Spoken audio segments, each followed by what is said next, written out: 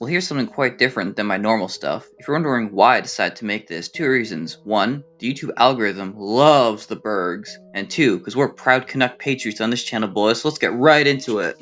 Also, if you're wondering where this iceberg came from, I made it. And it's based on whatever I think is probably more obscure, aka just guesswork. Anyways. Bigfoot.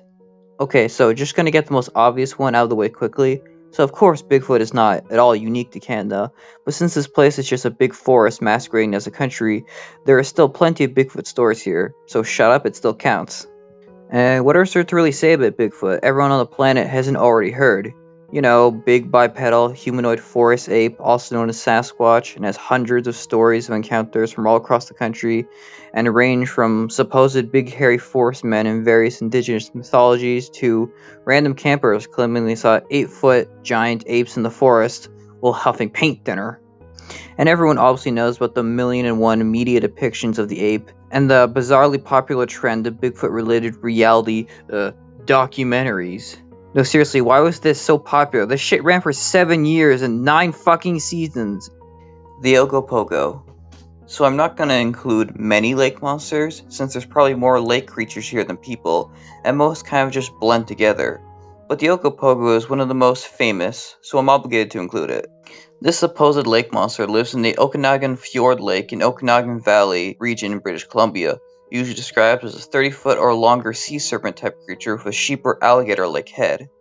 This is essentially the Canadian Loch Ness Monster, with plenty of stories of claimed sightings and blurry videos. To add to its legend, there's stories from the local indigenous tribes in the region of an evil lake spirit by the name of Naitaka, which demanded sacrifice of small animals, or else you would perish from crossing the lake. So what we have here is a giant evil serpent that eats you if you don't give sacrifice. It's awesome, and it's quite significant to the local culture of the region for tourism and as a local mascot. They even had this silly song from the 1920s. Here's my son, I'm looking for the Yopo-Poto, the funny little Ogo-Pogo. His mother was a pollywog, his father was a whale. I'm going to put a little bit of salt on his tail. I want to find the Yopo-Pogo while he's playing on his old banjo. I just want to take him back home where I'll take him, and then I will make him the sensation in a Broadway show. Well, now time for me to be a killjoy. Despite Ogopogo's association with the native legends of Naitaka, it seems that the connection between them is a bit questionable, as the native tales focus more on a supernatural spirit lake entity, or god, as is common for native tribes on pretty much every major lake in Canada, and is less physical, where all the non-native accounts are exclusively about a physical giant creature. It seems likely that when European settlers came to the region, they heard of the lake legends, saw something they thought looked like a giant creature in the distance, and just forever lumped the two ideas together. That is to say that the Ogopogo and Naitaka end up representing two very different things. But regardless, the Ogopogo will still be a BC classic. The Thunderbird. Now, from the waters of North America to the skies of North America, we have the indigenous tale of a massive bird, typically said to be a spirit of some kind. These giant birds are described in different native mythologies from across the continent. So of course there's many different versions and tales of big-ass birds, far too many to mention, so I'm gonna focus on mostly the Ojibwe one for this, cause on this channel we love Northern Ontario, and Toronto can eat shit. In the Ojibwe language, the name of the giant bird spirit thing is Anamiki, which literally translates to thunderer, and is the origin of the name for the city of Thunder Bay, after French explorers started calling the area Baie du Tonnerre, aka Bay of Thunder. Just outside the city is the mountain known as Mount McKay, which is said to be the home of the giant birds, where they would come to nest after capturing caribou and moose as food. They are said to be protectors of the tribe and create rain and thunderstorms with their massive wings. And as an epic T-Bayer, the thunderstorms are definitely true in summer. Oh yeah, and we also have this statue that's meant to represent the bird spirit down by the waterfront. Bonhomme Tower, or in English, the 7 o'clock man. Whoa, whoa, whoa, why is this on the top layer? I've never heard of this 7 o'clock man, you may say. Well, to that, I say, you have heard of him. In Anglo-North America, he is called the Boogeyman. Now, this French-Canadian version is a bit different, though. He's described as a tall, skinny old man with a large sack and sometimes a top hat. He is said to come out after 7 p.m. and use his sack to steal children that are out too late. Some versions also have him hiding in closets of kids to steal misbehaving children who don't go to sleep on time. If it wasn't obvious, this is just an old legend used to scare kids into coming home on time, and to stop them from misbehaving. The same as the English boogeyman, really. Some versions depict him as just an evil old man, and others as a more supernatural and demonic creature. And some versions say his signature sack is sand, which he uses to throw into children's eyes to blind them before snatching them up.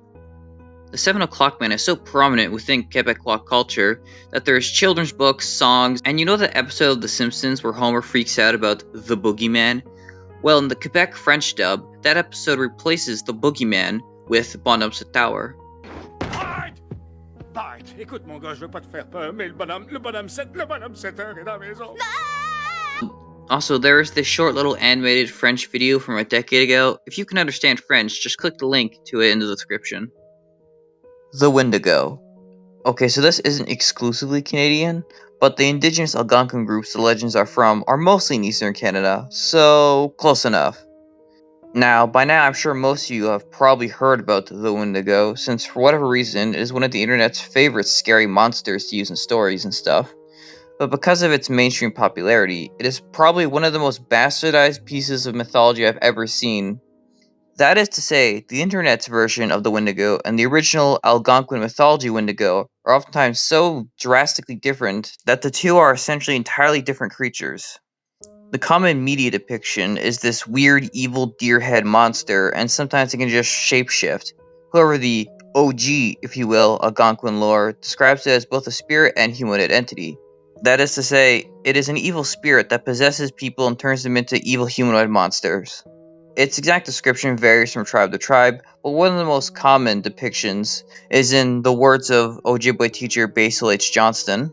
The Wendigo was gaunt to the point of emaciation, its desiccated skin pulled tightly over its bones, with its bones pushing out against its skin, its complexion the ash grey of death, and its eyes pushed back deep into their sockets.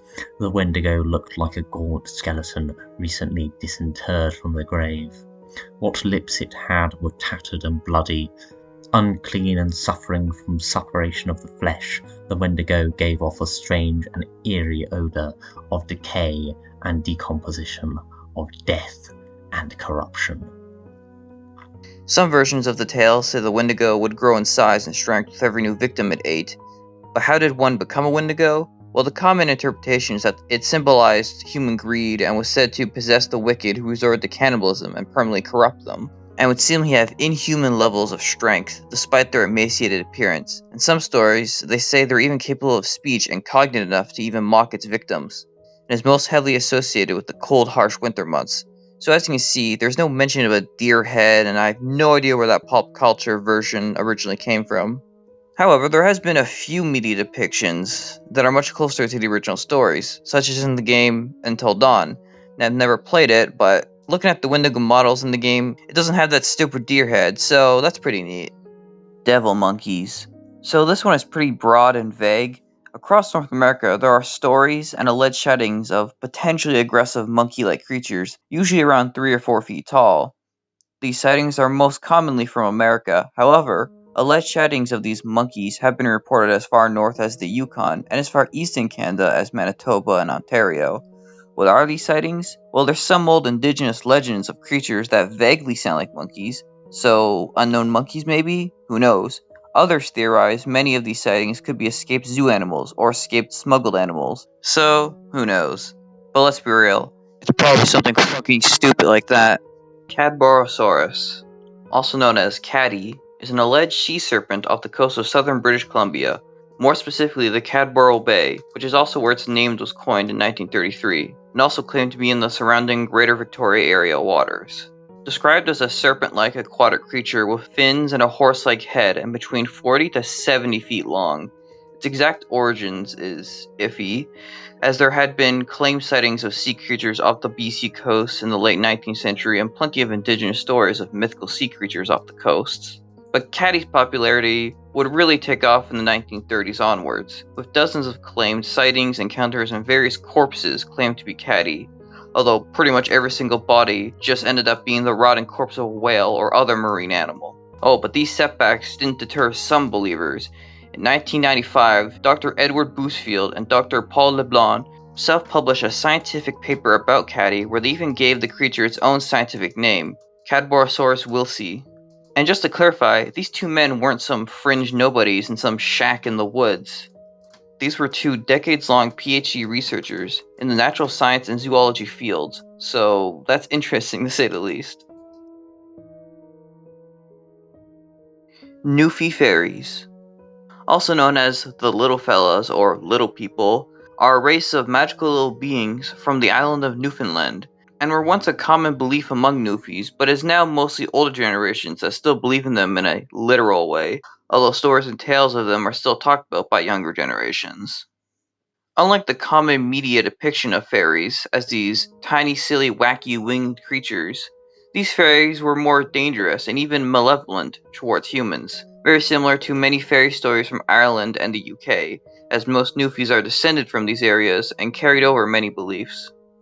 Described in a variety of sizes, but typically around 2 or 4 feet tall, one old folktale about their origins says that they're the descendant of the angels who refused to take a side during the war between Lucifer and God. They are creatures of the forests and meadows of the island and are mischievous creatures. Some people don't consider them evil, but rather like a wild animal that should be respected and left alone. Regardless of whether they're evil or not, the things they are said to do are not pleasant. A common tale is people who go berry picking in the meadows or woods and disappear without a trace and reappear days or weeks later with no memory of what happened, or disappear and never be seen again. And sometimes, even for those who return, it is said they behave as a completely different person. An elderly woman named Margaret Rose, who grew up on Bell Island, tells a story from her childhood of a man who disappeared and later returned and said he suddenly developed a serious speech impediment and walked hunched over with a cane in a jerky fashion. The rumor was that the fairies took him. Dale Gilbert Jarvis, an executive director at the Heritage Foundation of Newfoundland and Labrador, notes that there are many stories similar to this among older Newfies. The last thing I want to mention about these fairies is a condition they can supposedly inflict upon people who disturb or trespass on their territory, known as the blast. An injury inflicted upon a part of the body that can be an open wound or a festering boil, but will excrete things like hair or feathers or other random shit. This seems to be somewhat unique to the Newfoundland fairies, as the old Irish or British ones inflict an illness called elf shot instead. Oh, and also a way to ward off the fairies, they say, is to just put a piece of bread in your pocket. So that's something. The loup-garou. More simply, just the French spelling of werewolf. Now, werewolf-type myths exist all across the world, and I assume you're probably familiar with the European versions of werewolves. You know, with the full moons and the curses. So not surprisingly, the French-Canadian loup-garou is directly derived from the European French werewolf tales brought over by French settlers back in the ye olde days of the 17th century. However, over the centuries of isolation and interaction with natives and other folklores, the loup-garou of French Canada has taken on its own unique characteristics. The European French werewolf transformation is said to only appear under full moons, but the French-Canadian version is every night, and in many stories, they can change on command. In European tales, becoming a werewolf usually involves being bitten or infected by another werewolf, or sometimes cursed by evil magic to become one. In the French-Canadian tales, you don't become a werewolf through infection or a witch curse, but rather neglecting religious duties. This isn't surprising, given how important the Catholic Church was to French-Canadian history, and in their loup-garou stories, it is said that missing Easter Mass for 7 years in a row will get you cursed as one. In most old European tales, once you become a werewolf, it is a permanent curse unless killed or cured somehow. In the French-Canadian version, however, it is sometimes said that the loup-garou curse only lasts 101 days, or in some versions, becomes permanent after 101 days. And to cure it, you need to draw blood from the loup-garou by cutting the shape of a cross into the beast. But in some versions, it's said that you must keep the identity of the former loup-garou a secret for 101 days, or else you get cursed as one. So as you can see, the French-Canadian loup-garou is a strange, unique offshoot of the old European tales. Thetis Lake Monster. Thetis Lake is a little lake on Vancouver Island, not far from the provincial capital of Victoria. A nice little forest nature spot for swimmers and fishermen. But in 1972, two teenage boys reported to the local RCMP that they had seen and been chased by a reptilian humanoid monster coming from the lake. One of the boys even had a slash on his hand. The monster was described as looking like the creature from the Black Lagoon, you know, that old 1950s movie. The RCMP said the boys seemed sincere and decided to actually investigate the situation. A few days later, 2 more teenage boys claimed they saw the monster.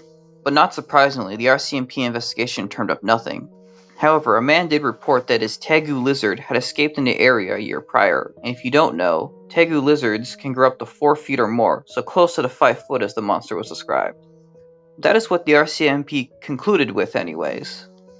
However, that lizard story doesn't really add up, since the lizard was reported as escaped a year prior, but a large cold-blooded lizard is very unlikely to survive in Canada over the winter in the wild.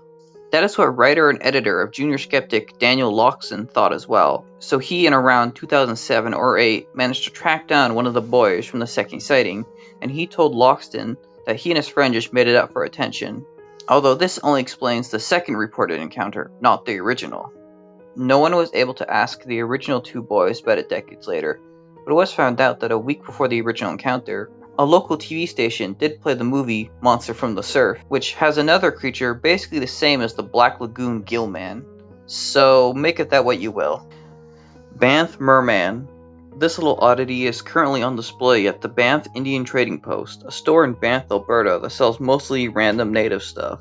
Now just looking at it, it's clear it's just a composite taxidermy creature with fish and some monkey. But the original acquirer of this thing and the original store founder, Norman Luxton, added some alleged story of merman creatures in Lake Minnewanka that were supposedly connected to the local natives in the region. He even had a native man named Enoch Baptiste back up these stories. However, this is all very dubious, since at the nearby White Museum has records from 1915 that show a purchase from Indonesia of one quote-unquote fishman. Some people even theorize he just made it himself as well. As for why some natives backed it up, simple. The store sold native goods, so giving legitimacy to this display for marketing was in their financial interest as well. Le Cheval Noir, translated in English as The Black Horse, it is an old oral folktale from across French Canada, from Quebec to Winnipeg. There is of course different versions of the story from region to region, but the general gist goes that the devil is somehow trapped as a majestic black horse by a priest or some other holy man, and is forced to travel around and help build churches by carrying seemingly impossible amounts of stone and materials while never tiring. The only condition being that the black horse's girdle never be removed, you know, this thing, otherwise the devil will be freed. In almost all versions of the story, after the horse is helped out with a significant amount of work, someone, usually a worker, ends up removing the girdle, and the devil horse will run off. Oftentimes it will run and disappear into a trail of flames that reek of sulfur. One version of the story has the horse disappearing into a river, and the worker jumps in after it, and gets turned into an eel, for some reason. Some versions of the story have the devil intentionally disguise himself as a horse, and once the church is complete, he plans to steal the soul of the first person who steps inside. However, once the girdle is taken off by someone, the devil is forced to flee, leaving the church incomplete, and therefore his plan ruined. So yeah, get scammed. Mahaha. The Mahaha is an evil humanoid spirit thing in Inuit mythology and folklore from across Nunavut and the Canadian Arctic region.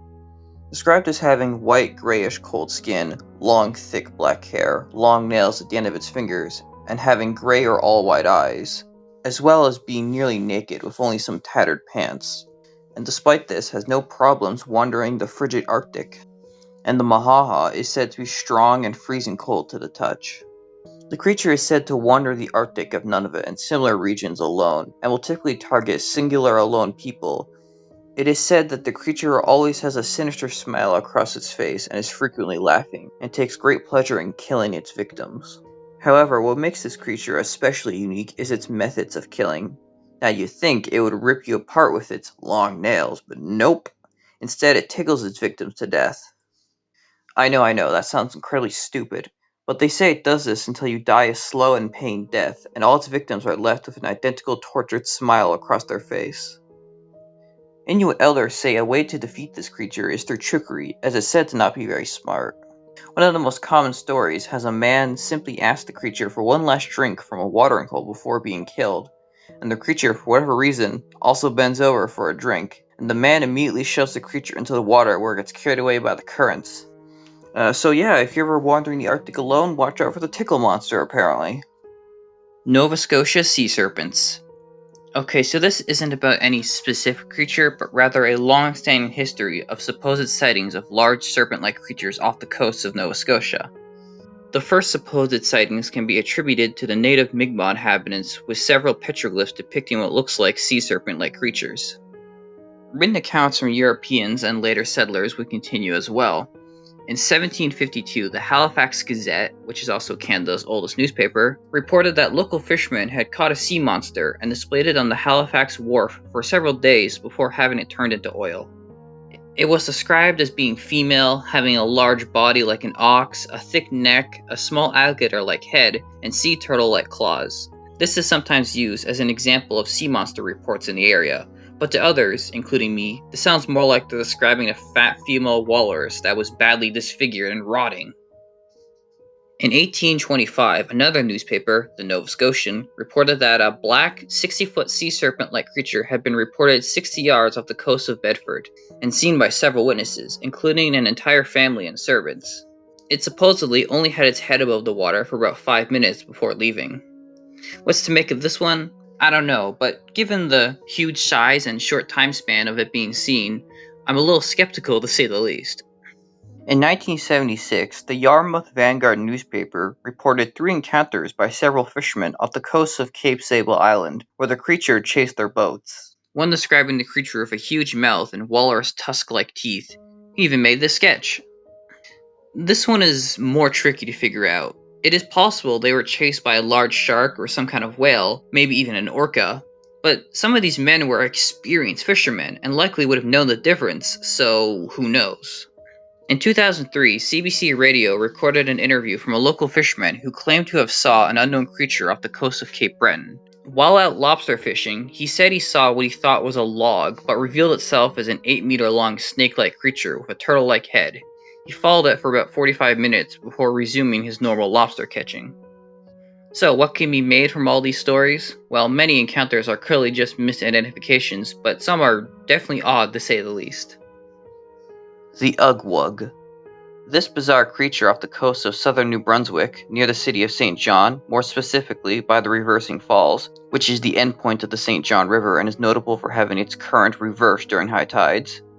The Ugwug is described as a 30-meter-long half-seal, half-salmon animal, said to scare divers or boats off the coast in the Reversing Falls area, and appears in spring on full moons during high tides. The name Ugwug supposedly means the friendly animal in some Inuit language. Well, time for me to be a killjoy once again. So, to anyone aware of where the Inuit live, probably thought, wait, why would a New Brunswick creature have a name from an Arctic people? Well, that's because it's not from any Inuit language. In fact, Ugwug doesn't translate to anything. The creature was most likely a creation made up in the early 1950s for tourism, as the earliest written records of anything like this animal only appear in 1951, and there's no known local native mythology about it either. The earliest written accounts come from David D. Archibald, and he was getting his information from a local man named John Morris Robinson, who was the only person really mentioning this supposed creature, and even had a mural of it on the wall of the Reverse Falls trading post until his death in 1959. So this creature is a more recent artificial myth, but despite that, it has managed to embed itself as part of New Brunswick folklore. There's children's stories, songs, and in 2023, a kids' TV show was made involving the creature. So, it seems the tale of the Ugwug will remain for some time. Giant Spider Bat. Also called the Canadian Giant Spider Bat, it is a pretty recent cryptid story that supposedly comes from rural southern Alberta. It's so recent that the only mention of this creature is a post submitted to a website called Phantoms and Monsters in 2017, and there's been no mention of this thing ever since. So what did the posters say they saw? Well, according to them, they were walking by an old rundown barn near their house at night, looked over at the barn and saw a large winged creature perched on the barn window with small glistening white eyes and seemingly too big for the window. It then darted away after being seen. OP then ran to their house and said they still occasionally hear planks move around in that barn. They eventually made this sketch of the creature. Okay, so I'm just gonna say it. I'm like 90% sure they just saw a large barn owl with something in its mouth in the dark. Also, no idea where the spider aspect comes from either. The OP says they named it that because it sounds cool, apparently. La Corvue. This one is a bit strange since it refers to an actual person, a woman named Marie Josephine Corvue. She was born in the Quebec village of Saint Vallier in 1733, had a normal life for a peasant girl at the time, got married, had a few kids, but then her husband died in 1760, presumably of natural causes.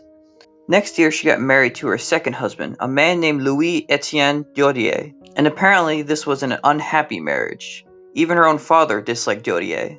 In 1763, Dodier was found dead by his horses, supposedly kicked to death by them. Well, the new British administration of Quebec decided to make a show out of this event and looked into the death further. Now I'm going to summarize the events very fast, but essentially her husband confessed to the murder and was sentenced to death, and she was sentenced to be lashed for being an accomplice. Sometime after the trial, her father confessed to a priest that she had been the killer and he was covering for her. Somehow that confession got out, a second trial was held, her father was pardoned, and Miss Corvue was sentenced to be hanged.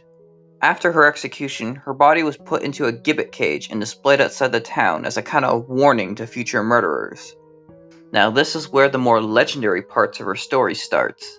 After 2 months of her corpse in the cage, she was then buried, but over the years countless rumors started about her, like claiming her body was held in the cage for years instead of months, and saying she was a witch, and that she actually killed her first husband as well.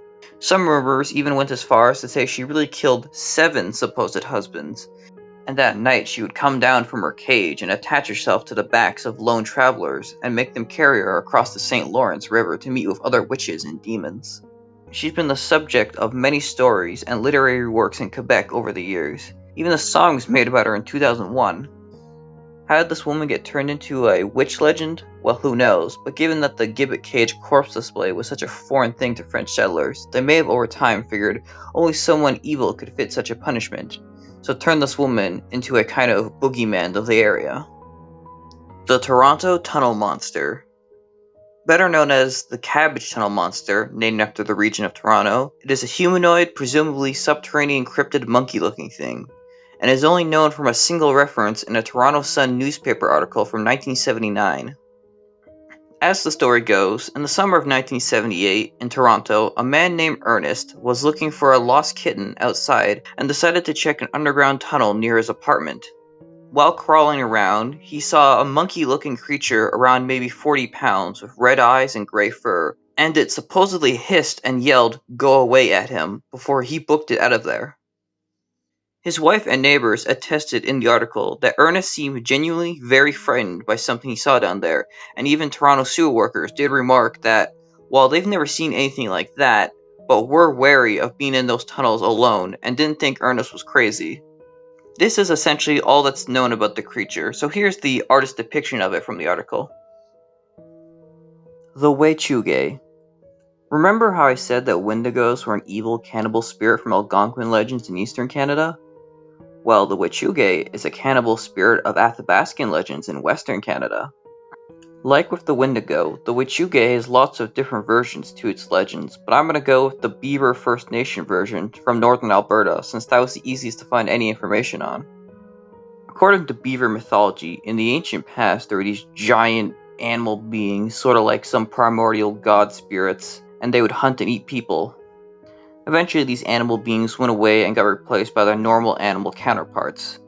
Now in present times, adolescent beaver tribe members would go on some kind of spirit journey and gain a special connection to a specific animal. This would be the source of one's medicine powers, especially older tribe members. But each person would have their own specific set of taboos, certain things they or others with them couldn't do, usually somehow connected to whatever animal spirit they had. Why? Well, according to them, violating these little taboos could slowly give them more power, and if it was too much power, the ancient animal spirit would begin to possess them, and they turn into a Wechuge. They would say after the transformation, their organs would turn to ice and sometimes chew off their own lips. But unlike the Wendigo, where they would typically become an uncontrollable savage beast, the Wechuge stories typically have the now transformed humans still maintain their intelligence and use it to lure people away to eat them. The contrast between the Wachuge and Wendigo is strange. The Wendigo was a sign of wickedness and greed that results in the ultimate taboo of cannibalism, but the Wachuge was a sign of power, and holding off its power was a noble act of strength. It's all very strange, I know. In one story, a man went apeshit from too much drumming and started acting like he was possessed by a frog god or something. So, yeah. Kinosu.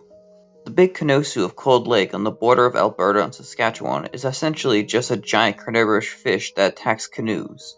Described as looking like a cross between a sturgeon and a pike, Kinosu originated as part of local native legends around the lake. In one story, a young Cree man is crossing the lake on his little boat to meet his fiancée when the fish attacked and ate him.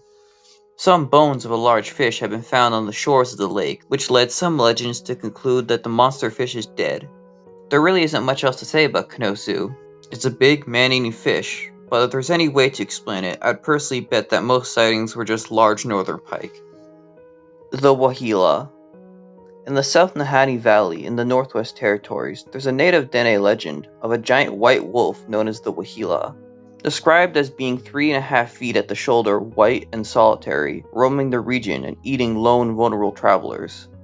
Supernatural in some form, as it's usually described as being immune to conventional weapons like guns. The Nahanni Valley is also nicknamed the Headless Valley due to a long mystery of travelers' bodies being found decapitated. There's different theories for what happened to each person, but because of this, some legends say it's the Wahila that bites their heads off. Now, despite these supposed stories and encounters, the earliest actual mention of the name Wahila comes from cryptozoologist Ivan T. Sanderson from his 1974 paper, The Dire Wolf. In it, he tries to argue that the Wahila is a remaining large Miocene amphicyanid, aka a bear dog, due to many Wahila descriptions saying it had a much shorter, broader face than a normal wolf. The name Wahila isn't Dene or any local word. Mr. Sanderson says the name came from an old archive story at the University of Indiana about several trappers in northern Michigan being killed by a large wolf that natives there supposedly named Wahila. I don't know why he chose it for this wolf as well, but okay. Other theories try saying that the Wahila is actually a bunch of other presumed extinct animals, like dire wolves or short-faced bears. However, I can't find any mention of what the local Dene supposedly called this creature themselves, so that makes this entire legend look suspicious. But that could be due to the lack of many Dene information online.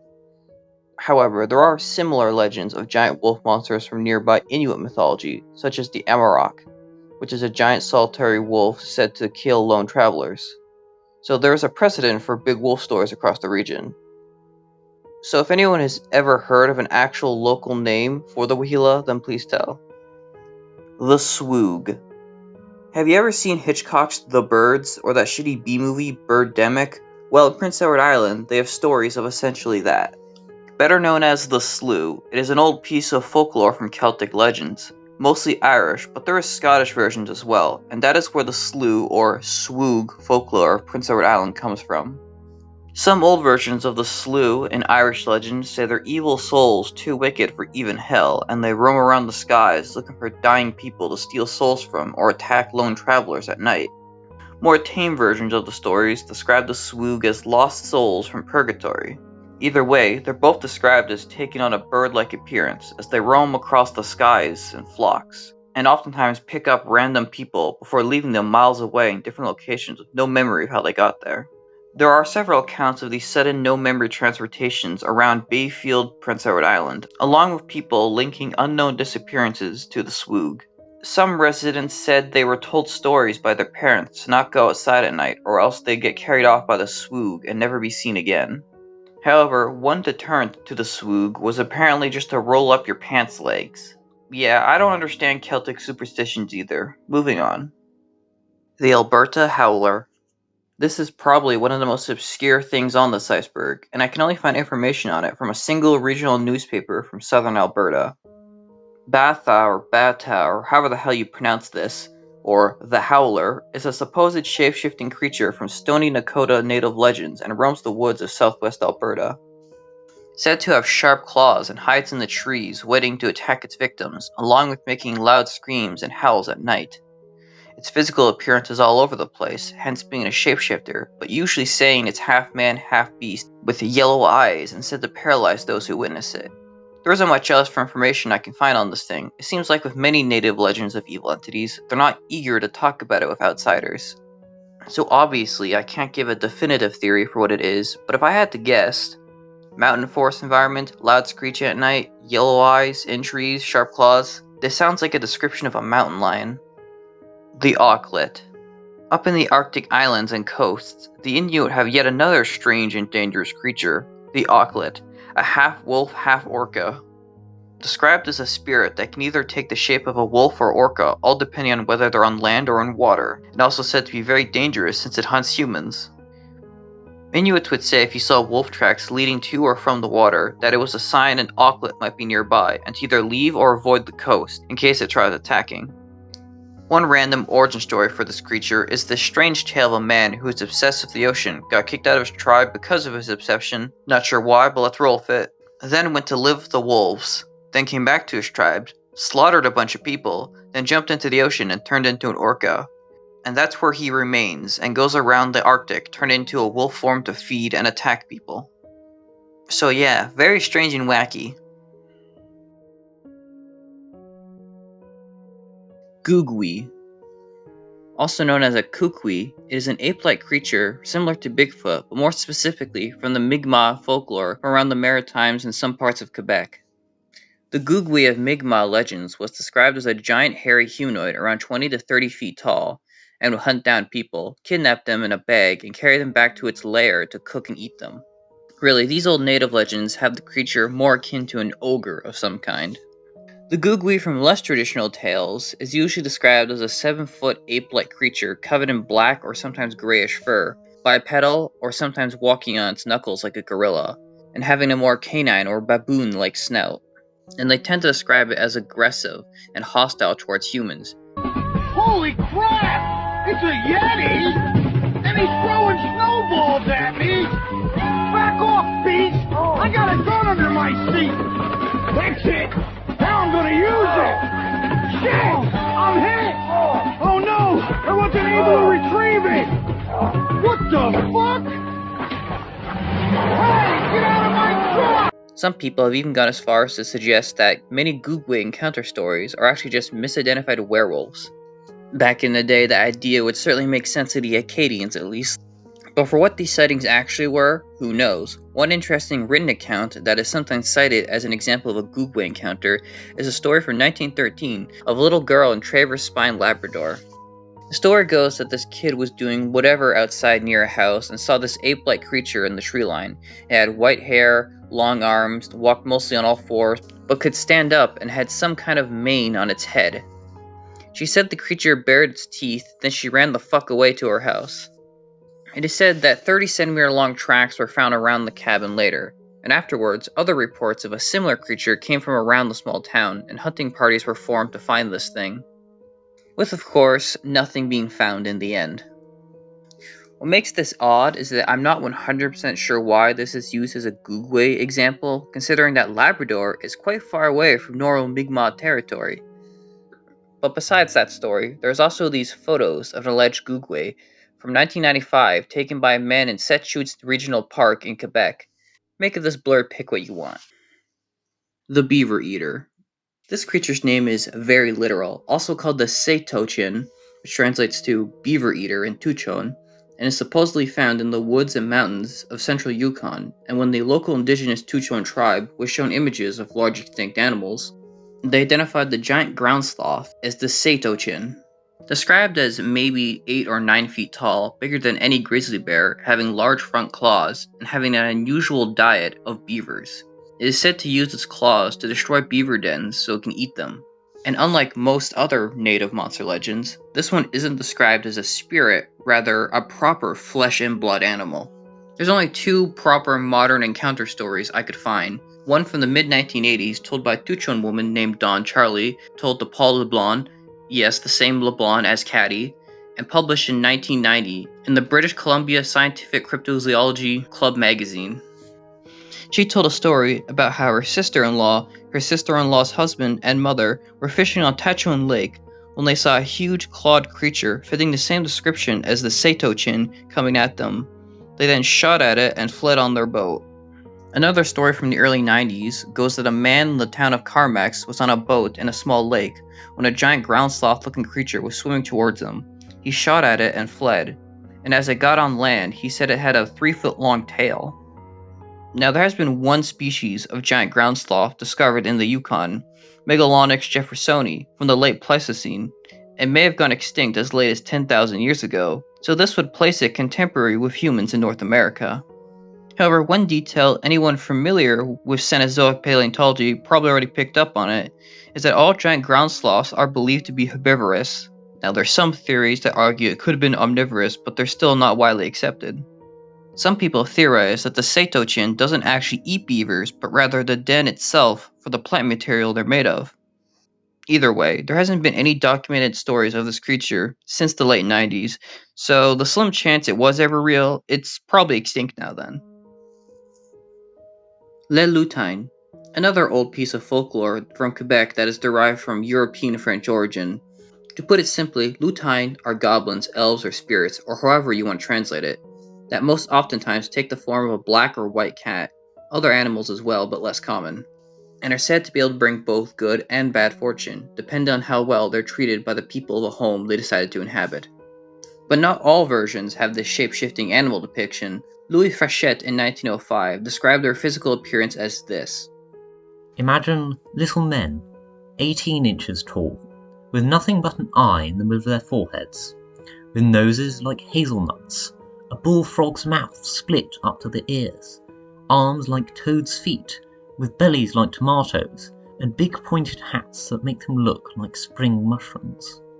The eye that they have in the middle of their foreheads glows like a burning coal, and that's what lights them up, for these folk sleep during the day and come out at night to cause mischief. One thing that seems to be universally accepted is that these little creatures love horses and will take great care to groom and feed the horse in the barns they essentially squat in.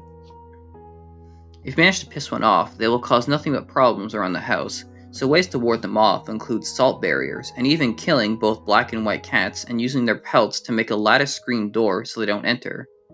So, if you don't like murdering 2 random cats, it is said that if treated well, the lutine can bring great fortune. So, tread carefully, I guess. Lackwood Screecher. Another Quebec creature, but a far more recent one. Said to inhabit the area around Lac Wood, or in English, just Wood Lake, and emit an ear-piercing, almost metallic screech that is said to be strong enough to cause hearing damage or even internal bleeding in some cases. The creature has never been directly seen by anyone and is only known from its screech and clumps of fur that are said to cause rashes and skin damage if touched. Now, with this alleged creature, I have one little issue with it. There are 0 sources for any of these claims! Its own cryptid wiki fandom page has no sources for anything. Every single video about it just links back to the wiki, and the closest thing I could find for a source was some blog post from 2020, 2017, and a 4chan thread from 2014, and that was a semi-ARG thing. So until further notice, I'm gonna assume it's a tourist psyop. The Wild Woman of the Woods. Back in the West Coast again, we have another native spirit legend creature, the Wild Woman of the Woods, from these tribes I'm not going to try to pronounce, that are on and around Vancouver Island, and to them she's called Zunukwa, typically described as having dark or black skin, hairy, large shagging breast, twice as tall as a normal person, and lives in the woods, where she captures and eats people who wander too far into the forest, especially children. Its setter calls sound somewhat like the wind howling through the forest, and she has the powers of regeneration if injured. Most stories of her stealing children end with her being tricked and the kids escaping, as she's said to not be the smartest, and avoids leaving the woods directly. So you might think she's essentially a native boogeyman for children. Well, that's partially true, but she's said to have significant spiritual purposes in the sacred potlatch ceremonies as well, that involve the various masks depicting her, and through these ceremonies was said to bring wealth and fortune to the tribe. So, forest child eater and wealth bringer, the duality of man. The Rougarou. As French fur traders and explorers went into the Canadian interior during the 1600s, Many of them ended up settling down and getting native wives. And as the generations went on, these people formed a new hybrid culture known as the Métis. This of course means the folklore from both groups mixed, and one such creation was the combination of the French loup-garou and native stories of shapeshifters. The rougarou, or loup-garou, is a francophone Métis werewolf very similar to the standard French Canadian werewolf, but with its own variations. Depending on the Métis community in specific, the rougarou could be almost identical to the more European-derived one, or more reminiscent of Cree stories of Wendigos. The Métis around Turtle Lake Mountain, Manitoba, believe that the rougarou turns into a normal dog or black horse instead of a wolf. Usually, though, a person still becomes a rougarou through failing their religious duties and angering God somehow. But some versions have things like cannibalism curse you to be a rougarou, and even further, some say that just seeing a rougarou will curse you to be one. I don't know, that's some bad difficulty balancing if you ask me. Iceberg. Another evil Arctic shapeshifter from Inuit legends, although the Iceberg seems to have more modern believers than others. Described as a spirit that exists in both the living world and dead simultaneously, and taking on either a humanoid or caribou appearance, although it can take many other animal-like appearances. But one thing it will always have is a sideways mouth and bright red eyes that are also sideways. Although that's only if you're lucky enough to ever see it, as it's said to be seemingly invisible most of the time, and you might only see glimpses of it in the corner of your vision. Although there's lots of stories of people seeing them, so I don't know, they're not very clear on how that works exactly, but whatever. But even if you can't directly see the creature, a sign that one is nearby is if you suddenly start feeling disorientated and confused for no reason while traveling. And it is also said that the creature has some kind of memory erasing powers, as you will start to forget many details of your encounter shortly afterwards. It wanders the Arctic in search of lone or vulnerable people to kidnap, especially children. And unlike other monsters, it doesn't seem to eat its victims, but rather tries to transform them into an Iceberg as well. A supposed hotspot of activity and sightings of it are on Bathurst Island, Nunavut, especially from caribou hunters back in the day. Even in the modern age, there are still a handful of people who claim they saw a fucked up looking caribou they suspect is an Iceberg. The Adlet. Another Inuit tale, but this one is less ethereal demon and more furry. The Adlet, or Urkiglet in some areas, are a race of half-human, half-dog hybrid creatures, said to have been created by a woman who married a dog, had 10 kids, 5 normal dogs, and 5 Adlet hybrids. In the Greenland Inuit version of the story, it is said that the 5 normal dogs were sent across the sea, and that was the origin of the Scandinavians. How did the dogs become human then? No idea, so let's not think about it too much. But for the hybrids, they now wander the Arctic as their own tribe of people and either go around eating normal Inuits like savage beasts, or nothing. I don't know, the sources are not very clear on what the fuck these things actually do. Described as having the lower body of a dog and the upper body of a human, and they're twice as tall as regular people. However, it seems that this dog hybrid thing is unique to the Greenland, Baffin Island, and other northern Inuit, as Inuit tribes on the Canadian mainland, like in northern Quebec or farther west, have used Adlet to describe various non-Inuit indigenous tribes. So, sorta dog hybrid, sorta not, I don't know.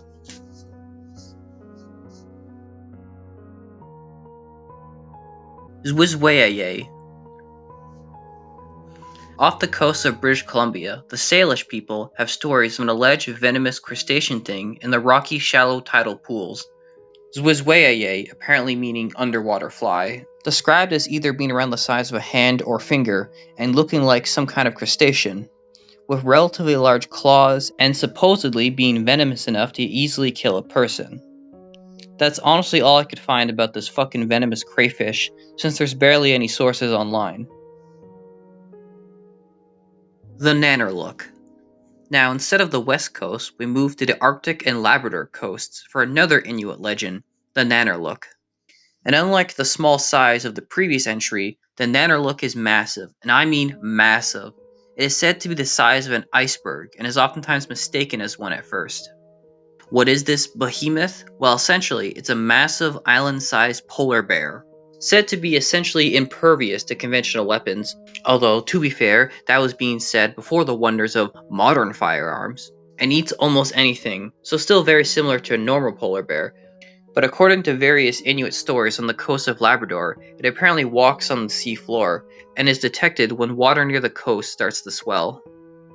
There's tons of random stories from European sailors on the Labrador coast describing big scary beasts like sea monsters. However, it's unclear if the Nanner look was the same thing they were describing. Either way, just like a real polar bear, stay the fuck away. The Arklaw. Another very obscure Inuit animal thing, the Arklaw is said to live on Baffin Island in Nunavut, and was described to Charles F. Hall during his Arctic expedition in 1863. He writes, The natives speak of it as being larger than the bear, and is very ferocious and much more difficult to be killed. It has greyish hair, a long tail, and short, thick legs, its forefeet being divided into 3 parts, like the partridges. Its hind feet are like a man's heels. When resting, it sits upright like a man. Wait a minute, claws, fur, standing on 2 legs. Oh god damn it, not another giant ground sloth. Well, even assuming that's what's being described, this is far more unlikely than even the beaver eater being real, since there has been no known fossils of ground sloth ever being near Baffin Island. And even if we ignore that, we still have to consider that Baffin Island is a barren fucking hellscape. Seriously, the only reason polar bears can survive here is by being the ultimate mega predator that eats anything that weighs more than 10 pounds. So I don't have high hopes for a herbivorous ground sloth evolving into that. The stiff-legged bear. Okay, so this one is a bit odd, since it's more several different theories. Let me explain. Across North America, there are loads of different indigenous mythologies that have stories of giant bears. No, not iceberg big, that's different. Or bear-like monsters, and each under their own names of course, but broadly have been referred to as stiff-legged bears. But let's stick to the Canadian version of these creatures. In the early 1800s, Canadian explorer David Thompson was going across the western parts of the continent, mapping stuff out and shit. On his journey, he heard stories from local natives about large unknown creatures that lived in certain regions. In 1811, he would write in his notes about finding a large footprint somewhere north of what is now Jasper, Alberta. He said the footprint was 14 inches in length and 8 in width. He insisted it was a large grizzly bear, but for some reason some of his crew, which included natives, thought it was a young mammoth track. Odd, but okay, it's just a footprint, who cares? In 1917, anthropologist James A. Tate, in his little paper on the Casca natives around Stickeen River in northern British Columbia, would describe a story told to him about a big monster that terrorized and ate tribe members before being defeated. The details of the story aren't important here, but rather how he said the creature was described. He said, A very large kind of animal which roamed the country a long time ago. It corresponded somewhat to white men's pictures of elephants. It was of huge size, in build like an elephant, had tusks, and was hairy. These animals were seen not so very long ago, it is said, generally singly, but none have been seen now for several generations. Indians come across their bones occasionally. Tusks, hair, elephant. Well, that sure sounds like a woolly mammoth or maybe a mastodon. In fact, stories like this have made other anthropologists over the years theorize that these stories are a sort of cultural memory of real mammoth encounters from their distant Pleistocene ancestors. Although if that were the case, why isn't the trunk of the creature mentioned in any form? In fact, almost none of these stories have a mention of anything like a trunk. And why are they always these vicious carnivores? Well, that's where other anthropologists have theorized that these stories aren't actually a memory directly from the times of living mammoths, but rather mammoth bones and remains being found, and legends starting from there. This does seem more likely, as even to this day, we're still finding Ice Age corpses in permafrost. And this could explain why there's no trunk, if the legends are being based around bones. Plus, mastodon skulls have some pretty scary looking teeth, so perhaps it was just assumed it was a predator. Although these stories have spawned less mainstream theories, to say the least. Like this being proof that just maybe, mammoths went extinct much later than we thought. Like how in the case of that Casca story, it is said that these creatures were only seen generations ago.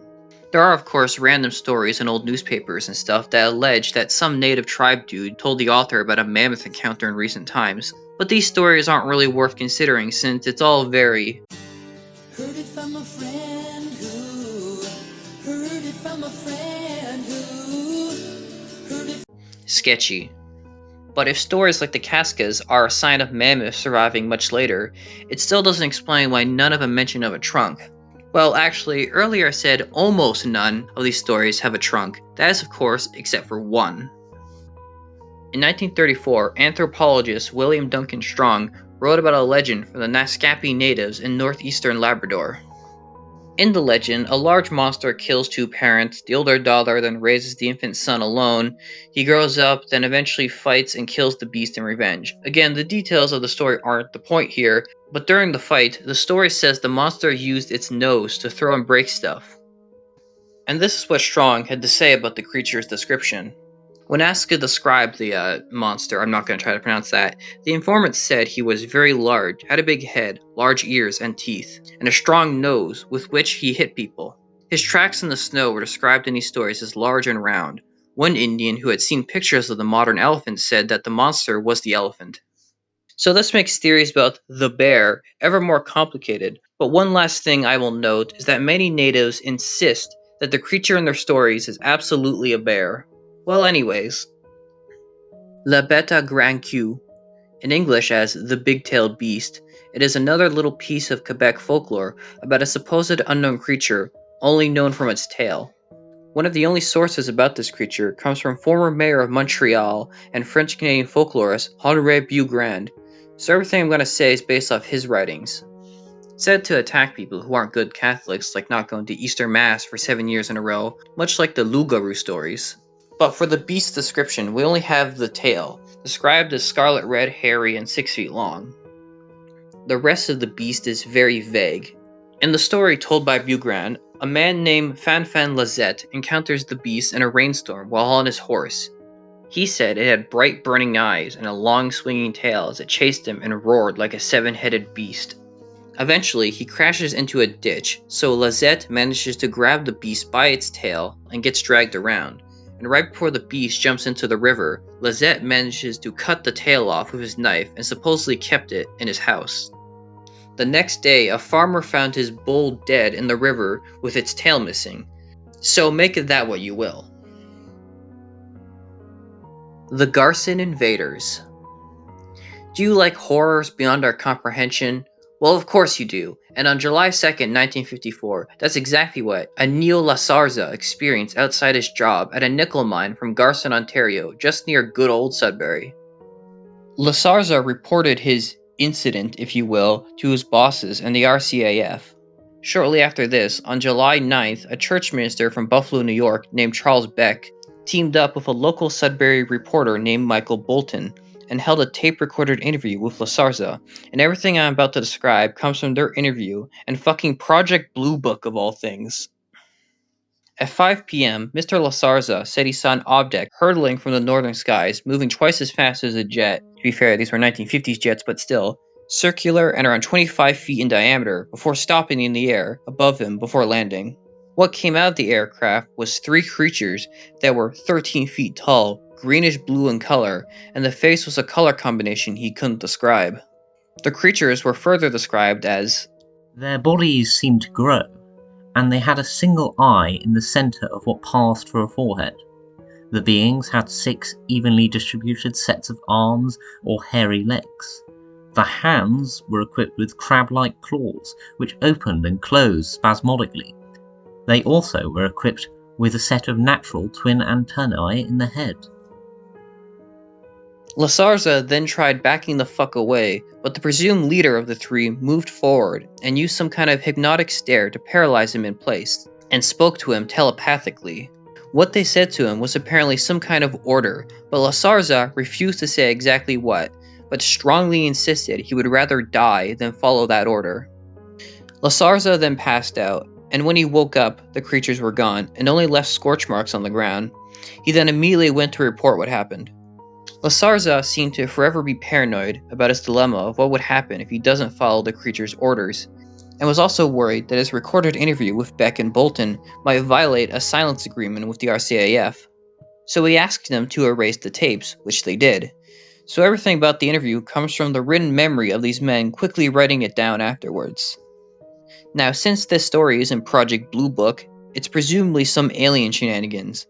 And as for the mystery of the order he was given, the book gives a theory that it might have been related to the nickel mine and something to do with using it to make a Cobalt 60 nuclear bomb to destroy the world. So, very wholesome aliens, you see. The Asivalut. Who here is afraid of spiders or the ocean? Because God forbid if you're afraid of both, because this hellish abomination is a giant aquatic spider. Coming from Inuit folklore is a giant sea spider that lies in wait as an ambush predator for large animals like seals or walruses, and sometimes kayaks. One traditional story has an Inuit man kayaking across the water when he notices these weird looking eyes in the water, but remembering the stories of the creature from his elders, he quickly leaves the area before being killed and eaten. That's all I could really find about this thing. It seems to be a pretty obscure piece of Inuit folklore, and even its size isn't clear, but being big enough to hunt a walrus is some frightening shit. The Kalupalik. Yet another Inuit demon thing, the Kalupalik is a humanoid creature that comes from the sea and steals children and puts them in their parka thing like a pouch before fleeing back to the ocean. Described, of course, as a humanoid, but with slimy greenish-gray skin, long black hair, webbed hands, and long nails. Said to mostly live in the sea, but ventures onto land to lure and steal children to either eat or use them as some kind of eternal youth source. I don't know, there's a few different versions of what it says it does with children. Also said to be heard tapping underneath the ice and emit a humming-like song to lure kids. Some stories have the creature tricking blind women into handing over their kids, so it is capable of some kind of speech. It is sometimes said to be able to shapeshift into an animal form. The most obvious conclusion is that this is just a tale to scare children from wandering too close to the ice and sea, but many adult Inuits still did believe in it, although it is said by some elders to be very rare today as their numbers have been greatly diminished over the years.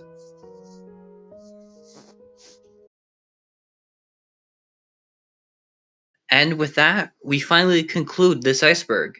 If you made it here and enjoyed, then please subscribe for future projects. Some of these entries have made me curious about making more in-depth videos about more specific topics like French Canadian or Inuit mythology. And of course, if you know any Canadian creature-related legends from your area, I'd love to hear about them in the comments. And with that, au revoir.